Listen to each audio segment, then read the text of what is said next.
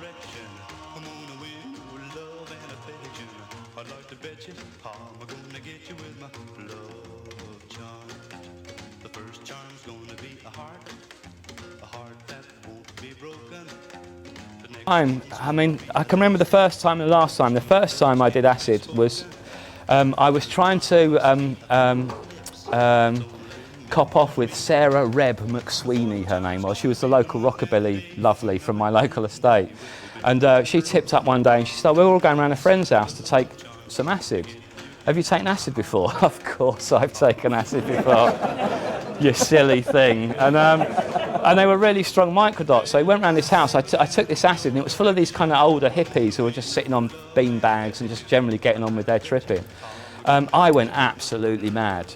It was just the most insane, you know, I was having a whale of a time. At one point, the living room where they were all sitting was at the end of a hallway. The toilet was at the end. I kicked open the door and went, look, it's a rainbow. And all these kind of experienced hippies going to her, Sarah, who's your mate? And then they later found me. I was, it's still in session.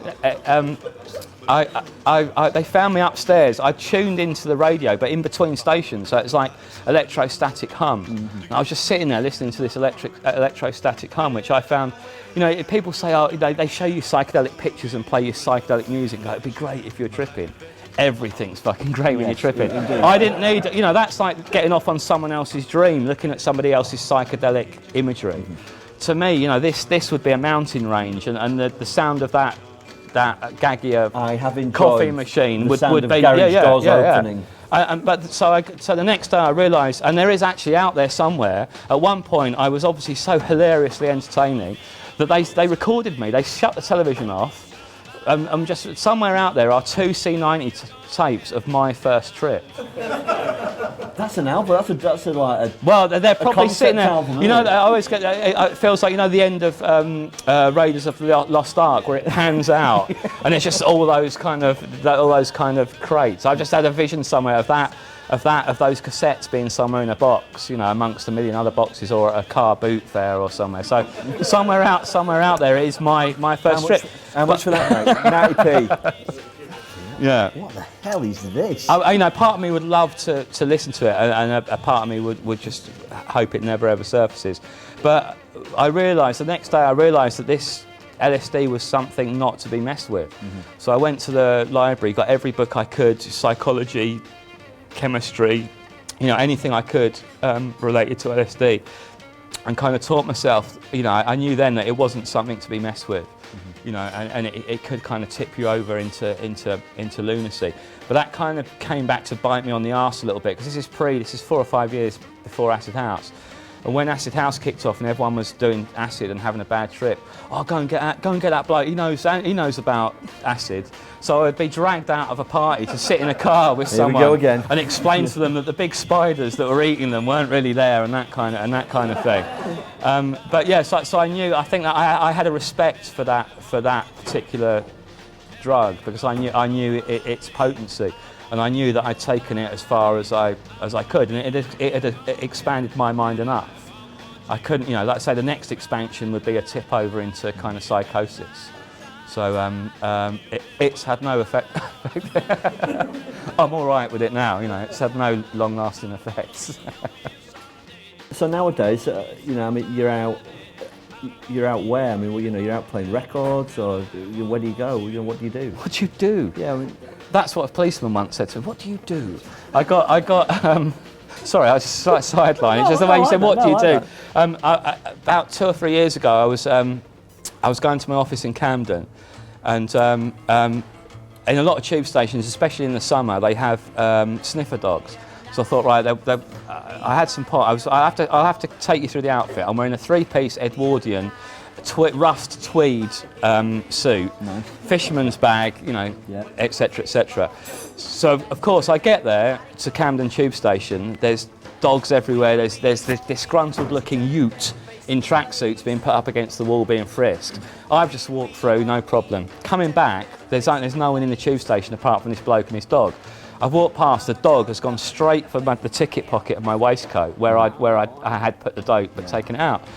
And the copper said, he's kind of looked me up and down. He said, well, the dog said, you got drugs. Have you got drugs? I said, well, I did have, but I took them out. I knew you'd be here. He goes, oh, I've still got to search you.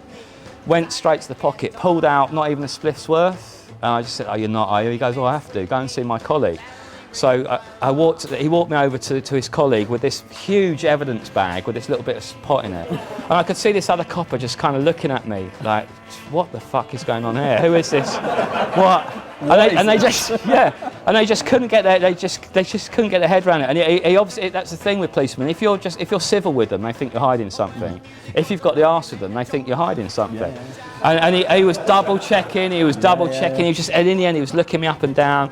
And then asked me all these questions. In the end, he just put his pen and paper down. He looked at me. He went, "What do you do?" So I just said, oh, I'm in music, and he said, okay, I'm going to have to search your bag.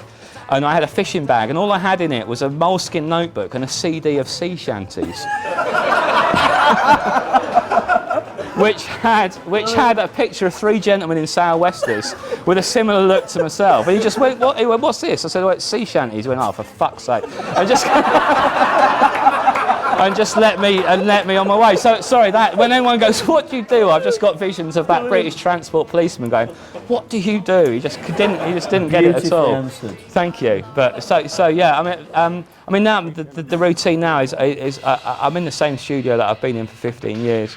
I usually go in. I do a set day because I learned that kind of working through the night and it is a kind of false return because you kind of lose sight of what you're doing. I usually work from kind of 11 o'clock midday till 6 o'clock or so and then go home. And also there was that thing, if I'd done a piece of music and it'd been really easy and I'd taken a very little time and it'd been really easy, instead of thinking I'm quite good at my job, I thought, oh, that's a bit easy. I better kind of, I felt a bit guilty that it took such a short amount of time. And I don't have that anymore. If something sounds good, I get it to a certain point, even if it's only taken 2 or 3 hours or 4 hours, and then I'll stop, and then I'll go and do something else. I'll go and listen to some music or do some writing or something, because that was kind of an eye opener to me, realising that just because if you do an apprenticeship, if you're a carpenter or a builder and you spend X amount of years doing your apprenticeship, you don't then, when you've built a wall or you've done a nice bit of carpentry and it's been really quick, you don't stand back and go, oh, that's not taken very long, I better do a bit more to that. You just think, oh, I'm good at my job and I've done my apprenticeship. And that's what I realised a few years back, that because I found something quick and easy didn't mean that thing I'd done had no value. It meant I was actually reasonably good at my job. And that was quite an eye opener to realise, oh, you actually, that's the reason it didn't take any time, is because you're actually good at your job. So there were times where you'd get a track, it would sound amazing, and then you just think, oh, I only took 4 hours, I better do some more, and you just noodle it out of existence, and then you spend another 2 days trying to get it how it sounded 2 days previously. So yeah, it's set. As I say, I treat it like a job, and I like actually going to work. I've often thought of having a studio in my house, but the people I've spoken to that have got studios in their houses, they work later and later each day. It's like, oh, it's there, I can do something. There's an interesting story on this morning. I'll tune into the man that thinks he's got alien lovers. That he was on yesterday. Did you see him? Oh no, I didn't see him. Right, yeah. So, and I actually like going to work. I like kind of leaving the house and go. Although it's only 10 minutes walk, I just like that physical thing of going somewhere to go to work. I suppose that's why I treat it like a job. And I will sometimes wear. If it's a Monday and I'm a bit jaded and a bit tired, there's nothing like putting on a Mark Powell 3-piece with a starch collar to kind of lift you up as when you go to work. After I've been at it for 10 years, I kind of began to think, oh, this is actually my job, and there is some longevity in this. So sort of 10 years or so, where I've taken it. I've treated it as such, as a job, more than just a kind of hobby that got out of hand. I still consider myself an amateur that gets paid, really.